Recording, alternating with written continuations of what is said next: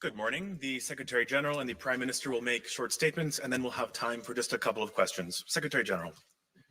Prime Minister Fico, Robert, welcome to NATO headquarters. It's great to see you again. And congratulations on your appointment as Prime Minister. It's great to work together with you again. We actually met for the first time when you and I were both Prime Ministers in our two countries back in 2006. And since then, we have worked together in different capacities. And it's great to then be able to work together with you again. Slovakia is a strong ally. You host one of our multinational NATO battle groups. You have deployed forces to Latvia, and you will invest 2% of GDP in defense this year. This shows Slovakia's clear commitment to NATO, and NATO is deeply committed to Slovakia's security. Today, in our meeting, we discussed Russia's war against Ukraine and the situation on the battlefield. There are no signs that Putin is preparing for peace. Instead, the Kremlin is preparing for a long and grinding war. Putin has put the Russian economy on a war footing. He is ramping up weapons production, and he's becoming more reliant on China, Iran, and North Korea for weapons. NATO is not party to the conflict, but we are supporting Ukraine's right to self-defense, enshrined in the UN Charter. I welcome Slovakia's support for Ukraine's sovereignty and territorial integrity. Prime Minister, I'm pleased that you have confirmed that your important humanitarian aid will continue and that will keep contributing to NATO's comprehensive assistance package for Ukraine. I also welcome that defense industry cooperation on a commercial basis between Slovakia and Ukraine will continue, and that the crucial repair hub in Slovakia will remain operational. Stopping military assistance to Kiev would prolong the war, not end it. I welcome President Biden's clear commitment to Ukraine and his administration's urgent effort to provide Ukraine with much needed aid. European Union leaders will today also discuss launching membership negotiations with Kiev and additional economic support for Ukraine. If Putin wins in Ukraine, there is a real risk that his aggression will not end there.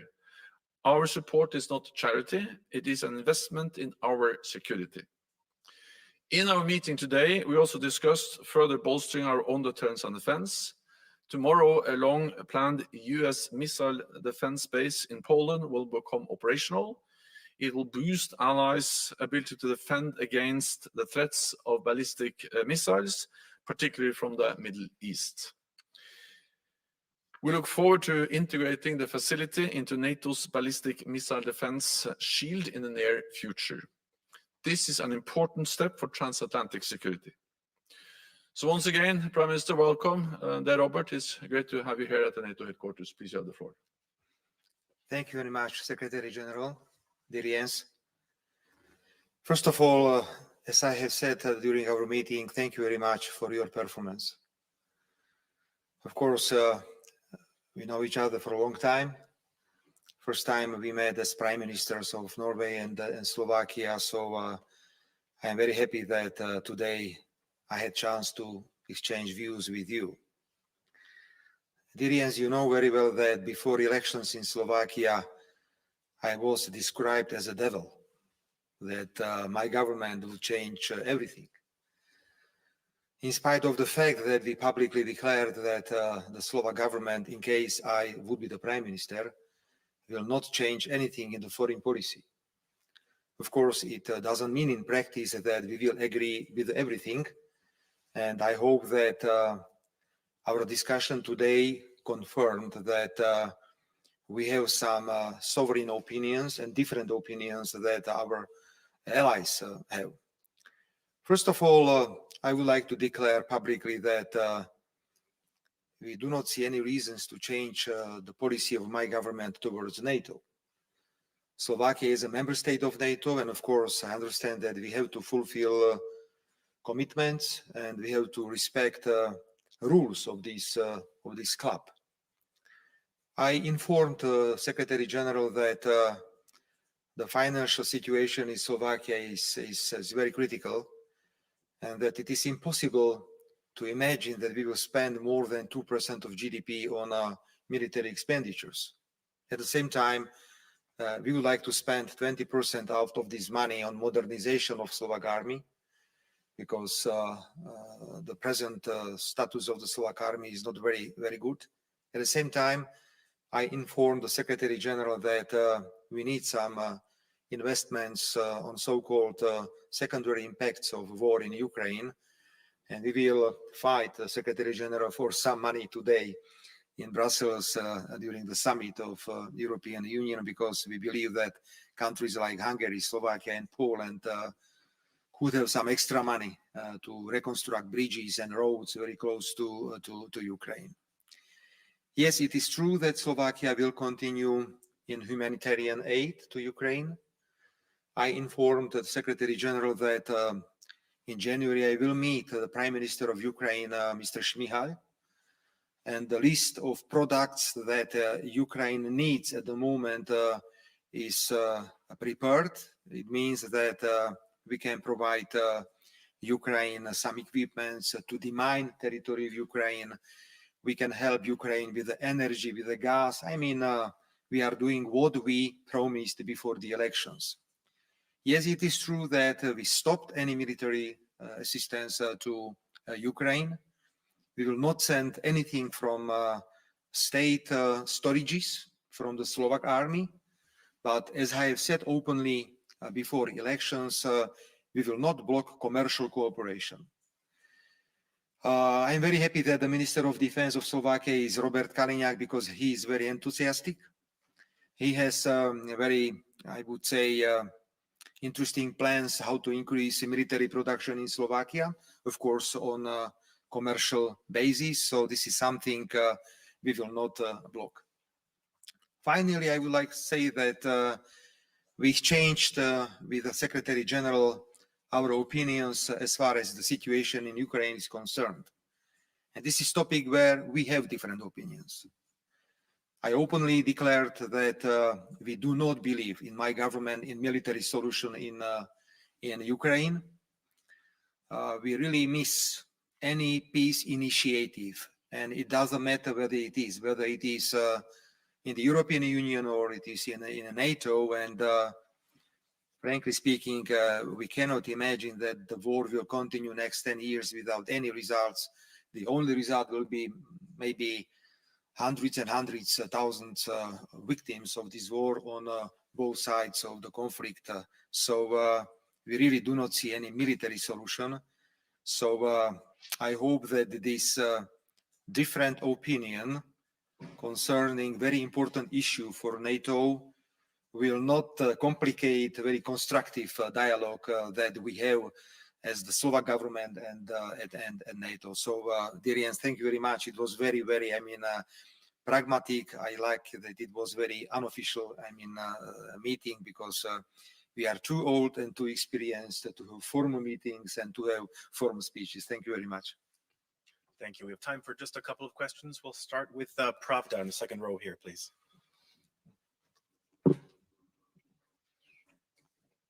Thank you very much, Andrej Matušek, David Pravda. Mr. Secretary General, it was said, and Mr. Prime Minister said that Slovakia stopped the state military aid for Ukraine. You said that stopping military aid means that the war will be prolonged. So, of course, every country, definitely like Slovakia, has a right for a sovereign decision. But from your perspective, if every member state of NATO would stop sending state military aid to Ukraine, would it mean that Ukraine would lose and Russia would win? And the questions for Mr. Prime Minister, you said that you are going to meet Prime Minister Šmyhal in January, as I'm correct. So are you going to visit Ukraine, or Mr. Šmyhal will visit Slovakia? Thank you. So NATO allies are providing an unprecedented level of military support to Ukraine, and I'm confident that that will continue. I'm also confident that the United States will reach a conclusion. The process, the discussions which are going on in the Congress, that they will end with a conclusion where the United States continues to provide military support to Ukraine, as also European allies are doing in different ways, bilaterally and also through the European Union.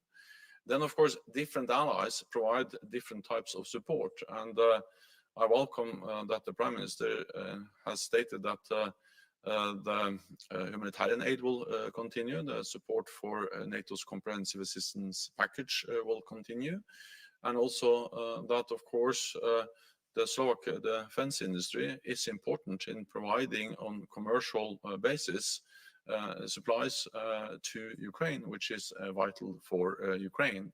And then also Slovakia plays a key role in hosting a hub for maintenance of equipment, which is used by the Ukrainian forces to fight against the invading Russian army. So the most important issue is that NATO allies will continue to provide support, and allies provide different types of support, and Slovakia will do their part in supporting the comprehensive assistance package and through cooperation between the defense industries.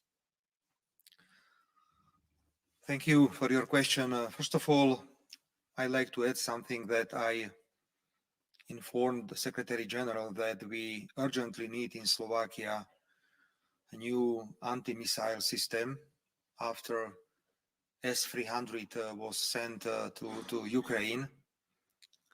At this moment, we have on the territory of Slovakia only two systems, one from Italy and one from Germany, but those systems are not enough effective to protect what we need to protect. I understand the answer of Secretary General that this is issue that is very urgent, not only for Slovakia, but for whole NATO, for all member states of NATO. Anyway, I need to point out this once again, we need cooperation in this field. Otherwise, we cannot guarantee what we should guarantee on the territory of Slovakia. As far as the meeting with Prime Minister Šmihal is concerned, there is the agreement that there will be the session of the government in the eastern part of Slovakia. It will be the last week in January, and we will meet with the Prime Minister on the borders, directly on the borders between Slovakia and Ukraine. I think that there are topics that are relevant to the place we are going to meet, because there is plan to open, new possibilities to cross borders between Ukraine and Slovakia. There are some plans how to cooperate in energetic systems. So I think this is the best place to meet directly on borders. Thank you. Last question to TA3. Oh, sorry. Ukrainian side, because this is our proposal. But as I understand from the content of the discussion with the Prime Minister Šmihal, he is ready to meet me in January. So we are proposing the end of January. Thank you. Last question to TA3 in the second row as well, please. Coming to you on the other side. Sorry. Good morning, Secretary General, Prime Minister. Thank you very much for your remarks. I have a follow-up question to Secretary General. Basically, what do you expect to happen in Ukraine in next year? You have mentioned President Joe Biden. We know that the financial and military aid in American Congress is kind of stuck right now, so it's kind of stressful to Ukrainian people. And also, I know that you have conducted a trip to Saudi Arabia. So was that also a part of solution or something that could help Ukraine? Or if you could just elaborate, what was that trip about? Thank you very much. I can start by saying a few words about my visits to Saudi Arabia, and then I will say some words about Ukraine. So first, I just returned from a visit to the Kingdom of Saudi Arabia. That's the first visit ever of a NATO Secretary General to the Kingdom. And it was an important visit because Saudi Arabia is a leading nation in the Arabic world, in the Muslim world. And there is a potential, a huge potential for increased cooperation between NATO and Saudi Arabia on issues like maritime security, freedom of navigation. We have seen the attacks on commercial vessels over the last days and weeks. outside the coast of Yemen. Then I believe we can work more together in fighting terrorism and also on other issues, like, for instance, protecting critical undersea infrastructure. So there are different areas where we should explore and look into how Saudi Arabia and NATO can work more closely together to address common challenges and threats.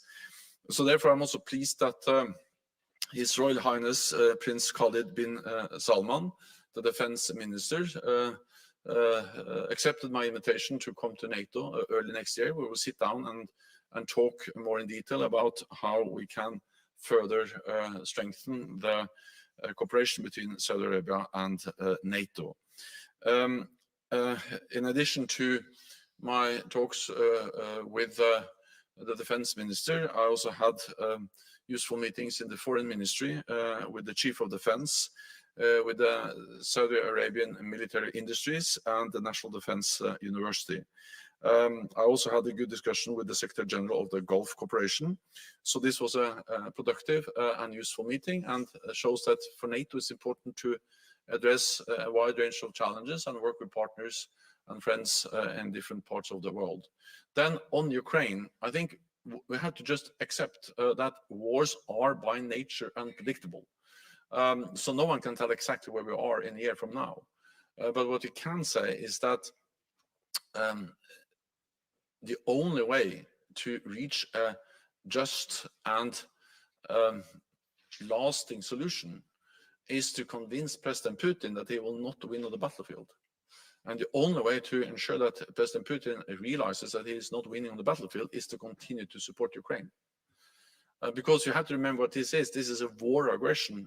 One nation, Russia, invades another nation in blatant violation of international law, but also in blatant violation of an agreement that Russia signed in 1994 when Ukraine accepted to give up all its nuclear weapons. Ukraine was a big nuclear power, and they accepted to give up all those weapons. But as part of that agreement, Russia and other countries signed that they were guaranteeing Ukraine's international recognized borders. These borders are now violated. NATO is not party to the conflict, but we help Ukraine to uphold the right to self-defense, a right which is enshrined in the UN Charter. I think also we need to realize that, yes, we all wanted more progress. We hoped for more territorial gains by the Ukrainians through the summer and through the offensive they launched early in the summer. But at the same time, we need to remember where we started. When this war started in February last year, most experts believed that Kiev would be under Russian control within days. And the Russians actually landed special forces on the airport just outside Kiev with the aim of taking Kiev. They also believed that Ukraine would collapse within weeks. That didn't happen. First, the Ukrainians were able to push back and defend, and they liberated the north around Kiev, the east in Kharkiv, and then the south around Kherson. So the Ukrainians have already liberated 50% of the territory that Russia controlled in the beginning of the war. That's a huge achievement. Ukraine has prevailed as a sovereign independent nation in Europe, and they have inflicted heavy losses on Russia, more than 300,000 casualties, thousands of armored vehicles, and hundreds of planes. And Ukrainians have been able to push the Ukrainian Navy away from the eastern part, the western part of the Black Sea, so they're now able to export grain throughout the Black Sea. These are big and important achievements, and they are actually imposing heavy costs on Russia, which I continue to believe is the only way to create the conditions for a lasting negotiated solution. I would like to have a lasting, just negotiated solution, but the only way to get there is to strengthen the Ukrainians on the battlefield. The stronger the position of the Ukrainians is on the battlefield, the stronger their negotiating hand will be at the negotiating table. That's all we have time for. Thank you very much. Thank you. Thank you.